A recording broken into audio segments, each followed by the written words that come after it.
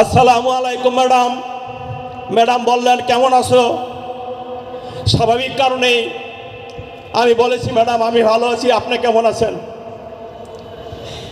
আমি একজন ছোট্ট ক্ষুদ্র কর্মী।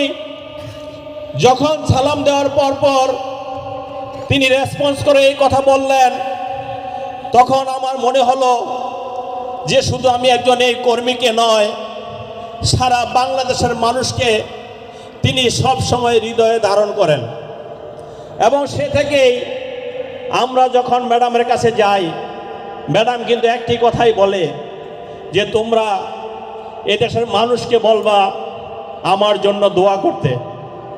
তো আমি সেই উপলব্ধি থেকে বলছি, আমাদের মা সমতুল্য দেশনেত্রী বেগম খালেদা জিয়া পরিবারের নেতাগুলোকে ভালোবাসি তা কিন্তু নয়।